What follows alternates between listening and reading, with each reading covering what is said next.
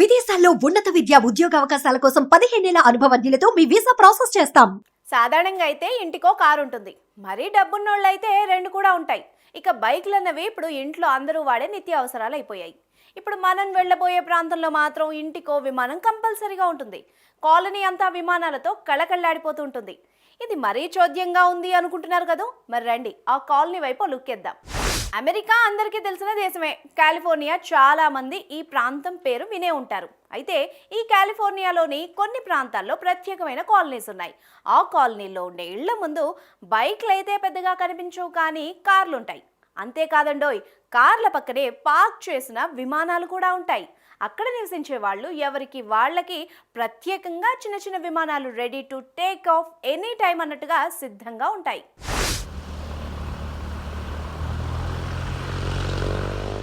అమెరికాలో కార్లతో పాటు చాలా కుటుంబాలు క్యారవాన్స్ కూడా వాడుతుంటాయి. కాస్తంత దూర ప్రాంతానికి ఫ్యామిలీ అంతా వెళ్ళాలంటే ఎంచక్కా కదిలే ఇల్లులా ఉండే ఆ పెద్ద బస్ ఎక్కి షికార్లు కొట్టేస్తూ ఉంటారు. ఇటీవల కాలంలో ట్రెండ్గా మారింది కూడా. దూర ప్రాంతాలకు వెళ్ళాలనుకునే శ్రీమంతులు చక్కగా ప్రైవేట్ ఫ్లైట్స్ కొనేస్తున్నారు.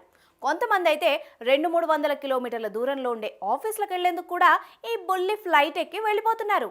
ఉదాహరణకు ఇంటి నుంచి ఓ 200 కిలోమీటర్ల దూరంలో ఉండే ఆఫీస్కు 10 గంటలకు చేరాలంటే ఫ్లైట్ను ఓ అరగంట ముందుగా ఇంటి నుంచి బయటకు తీస్తారు. రివ్వున ఆకాశంలోకి ఎగిరి పంచు కొట్టాల్సిన టయానికి ఆఫీస్కు చేరుకుంటారు. ఈ విఐపి కాలనీస్ ఇప్పుడు అమెరికాలో ఇబ్బడి ముబ్బడిగా పెరిగిపోతున్నాయి.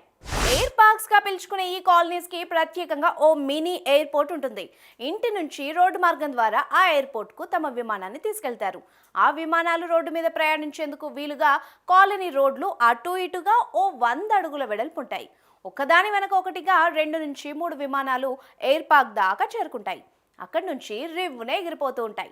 సాయంత్రం తిరిగి వచ్చినప్పుడు కూడా ఆ ఎయిర్ పార్క్లోనే ల్యాండ్ అయ్యి అక్కడి నుంచి రోడ్డు మీదుగా తిరిగి ఇంటికి చేరుకుంటాయి. దాని ఓనర్స్ కార్ పార్క్ చేసినట్టుగా విమానాన్ని పార్క్ చేసేసి ఇంట్లోకి వెళ్ళిపోతారు. ఇలా ప్రతి విమానం టేకాఫ్ అయ్యేందుకు ల్యాండ్ అయ్యేలాగా ఎయిర్ పార్క్లోని ఎయిర్ ట్రాఫిక్ కంట్రోల్ విభాగం మానిటర్ చేస్తూ ఉంటుంది. ఒక్కో ఎయిర్ పార్క్లో కేవలం 100 నుంచి 125 ఇళ్లు మాత్రమే ఉంటాయి. అన్నట్టు ఇక్కడ ఓ 5 బెడ్రూమ్లుండే ఇల్లు కావాలంటే అటు ఇటుగా 70 నుంచి 80 కోట్లు పెట్టాల్సిందే. కోటీశ్వర్లు కాదు, కేవలం మహాకోటీశ్వర్లు మాత్రమే నివసించే ఈ కాలనీల్లో ఎక్కువగా పెద్ద పెద్ద విమానాల్లో పనిచేసే పైలట్లతో పాటు పెద్ద పెద్ద కంపెనీల ఎండీలు, సీఈఓలు నివసిస్తూ ఉంటారు. వీళ్ళకి ఎంత తక్కువ టైంలో ఆఫీస్కి చేరుకున్నామన్నది ముఖ్యం, కానీ విమానాల్లో వెళ్ళడం ద్వారా అయ్యే ఖర్చు మాత్రం లెక్కేంటి అంటారట ఇక్కడ నివసించే లక్ష్మీపుత్రులు. పొప్పున్నమ్మ ఏ పూలైనా పెట్టుకోగలుగుతుందన్నది ఎంత నిజమో, లెక్కలేనంత డబ్బు చేతిలో ఉన్నప్పుడు సొంత విమానాలు కొనుక్కోవడం పెద్ద లెక్క చెప్పండి. ఎయిర్ పార్క్ల పేరుతో పిలుచుకునే ఈ కాలనీస్ అమెరికా దేశంలో అటు ఇటుగా 610 దాకా ఉన్నాయట. ఇవి ఇంకా ఇంకా పెరుగుతూనే ఉన్నాయట. కేవలం కార్పొరేట్ ప్రపంచంలో కాస్తంత హుందాగా కనిపించేందుకు కొందరు బిలియనీర్లు ఈ కాలనీల్లో ఇళ్లు తీసుకోవడం, ఇంటి ముందు 1-2 విమానాలు నిలబెట్టుకోవడం, వాటిని నడిపేందుకు కార్ డ్రైవర్ల తరహాలో పైలట్లను ఏర్పాటు చేసుకోవడం జరుగుతోందంటున్నారు ఎనలిస్టులు.